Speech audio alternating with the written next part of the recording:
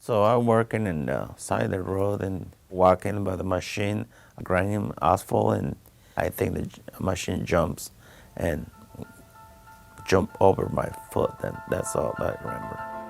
I got a call from the emergency room doctor in San Luis Obispo who said he had a patient that had a severe crush injury to his foot, and he saw the orthopedic surgeon in San Luis Obispo who wanted to do a below-knee amputation.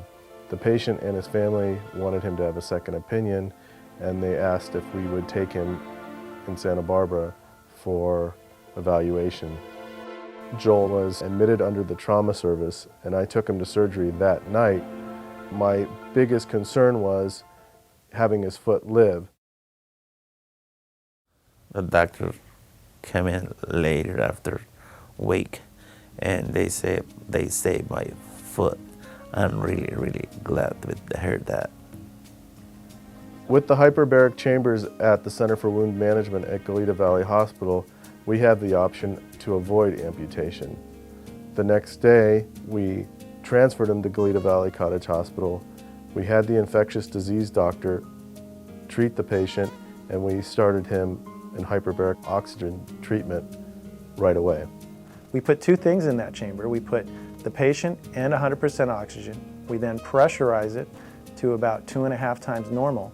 And what that allows is for 12.5 times the amount of oxygen to get down to that injured foot, prevent more damage, and help to begin the healing process. When I went in there, it's really hard to push me. Like I said, oh, what is this tunnel for? But after one time, I'm happy because the doctor told me they'll heal my foot, so I'm good.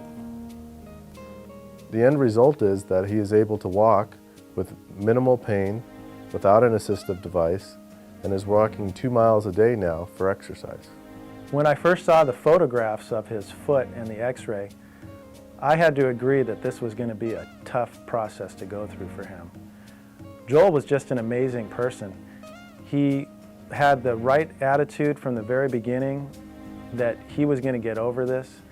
He didn't complain of anything, which was just amazing considering how severe this injury was.